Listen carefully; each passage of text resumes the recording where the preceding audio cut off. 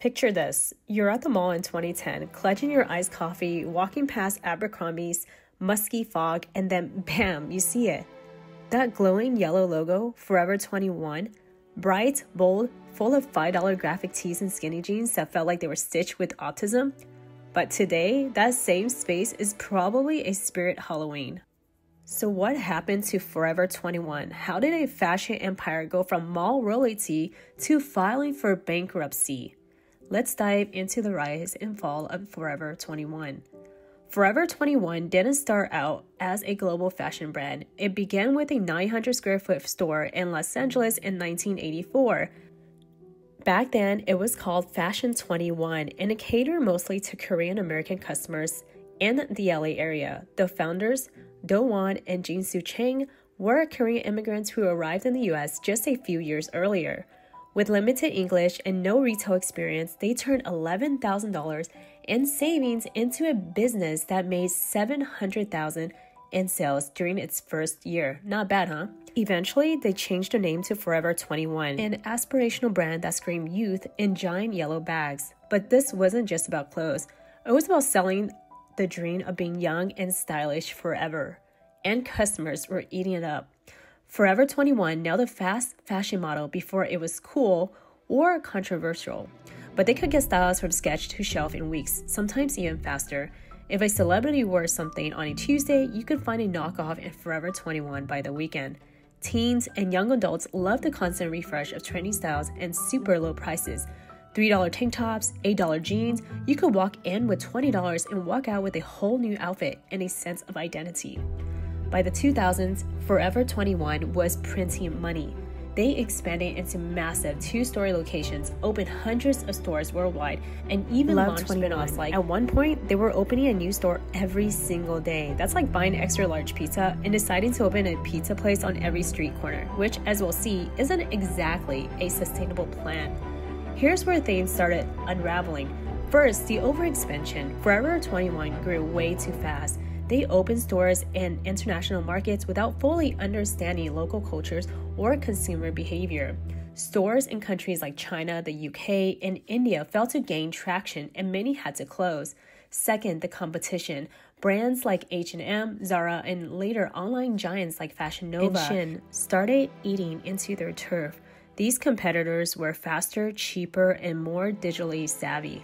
Third, they were late to the e-commerce game. While other brands were pouring money into sleek websites and influencer marketing, Forever 21's online experience felt clunky, like ordering clothes on dial-up internet while blindfolded. And then came the lawsuits. So many lawsuits. Over 50, in fact, mostly from designers accusing Forever 21 of copying their work. And spoiler alert, many of those accusations had merits. On top of all of that, the company was still run like a mom-and-pop shop, except the mom and pop were managing a billion-dollar empire. The Changs kept tight control over decisions, reportedly ignoring advice from retail experts and refusing to bring in outside leadership. Their daughters were given top roles in the company despite not always having the experience needed to steer a global brand in crisis. Also, Forever 21 leaned heavily into a conservative Christian identity, printing John 3:16 on its bags and sometimes choosing not to sell products that clash with their values. Not a problem in itself, but it clashed with the more progressive Gen Z and millennial values that were starting to dominate fashion. By 2019, Forever 21 was showing serious signs of fatigue. The company was burdened by expensive leases, declining foot traffic, and warehouses stuffed with inventory that no one wanted. Despite its massive footprint, over 800 stores globally, sales were slipping. So in September 2019, Forever 21 filed for Chapter 11 bankruptcy. It was a shocking fall. The once unstoppable teen fashion was now planning to shutter up to 350 stores worldwide, including all locations in Canada, most of Europe, and Asia. The company blamed it on shifting consumer habits, the rise of online competitors, and mall traffic that had become, nearly extinct. But let's be real, it wasn't just the market. Forever 21 ignored the warning signs. They didn't adapt fast enough. They kept opening more stores, even as others were closing theirs. And in-store experience, it felt stuck in 2010. Still, investors believed the brand had potential, and in just a few months later, it got a second chance. In early 2020, Forever 21 was rescued from bankruptcy by a team between Simon Property Group, the biggest mall owner in the U.S., Brookfield Properties, and Authentic Brands Group, the company behind revivals like Aeropostale The and logic Barney's. was simple. Simon and Brookfield didn't want empty anchor stores, and Authentic Brands wanted to modernize Forever 21's image, so the reboot was on. The company relaunched with plans to trim operations, focus on e-commerce, and reposition the brand to align with Gen Z tastes. There were new social media campaigns, collaborations with influencers and brands like Juicy Couture and even Barbie. They even tested out a Forever 21 store in the metaverse via Roblox. No joke. But despite the fresh coat of paints, the problems ran deep. Internally, the business was still messy. Shipping delays, inconsistent sizing, underwhelming quality, and a lack of identity made it hard to compete in a market that was moving faster than ever. Shein was dominating with AI-driven inventory and ultra-fast production. Fashion Nova helped build a cult-like following on social media. Even H&M and Zara were adapting faster than Forever 21. And then the pandemic hit. During COVID-19 pandemic, retail took a massive hit, especially for brands reliant on in-person shopping. Forever 21 tried to adapt. They leaned harder into online sales. They rolled out curbside pickup. They teased sustainability efforts and introduced recycled clothing lines. But while other companies invested heavily in digital infrastructure, Forever 21 struggled to catch up.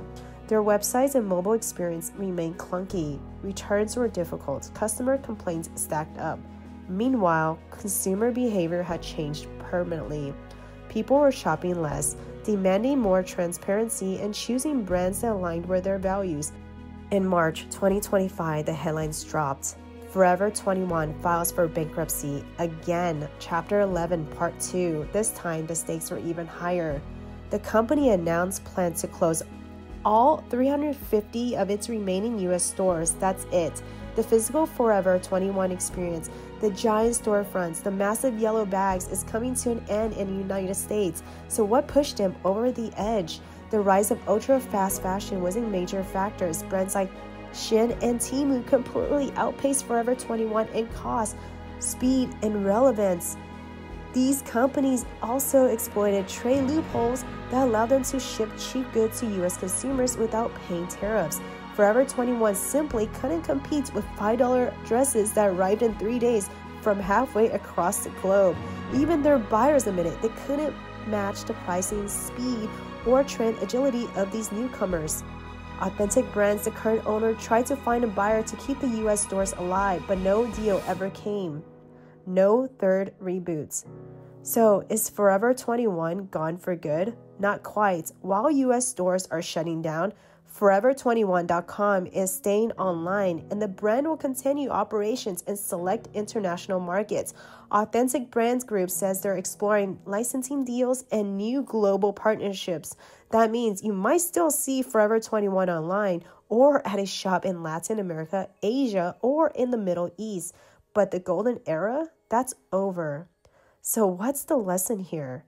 In fashion, speed matters, but so does strategy. Forever 21 was once the definition of youth culture, but they tried to stay forever. Well, 2011, they didn't change with their audience, they didn't modernize their tech, and they underestimated just how brutal the fashion world can be.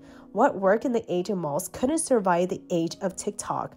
But hey, if you ever find one of those bright yellow bags hiding under your bed, take a moment. That bag meant something. It was a part of a moment in time when we are all just looking to look cool, stretch our allowances, and find ourselves in between racks at Demin. Thanks for watching. If this breakdown brought back memories or taught you something new, definitely drop a comment, hit that like button, and subscribe for more.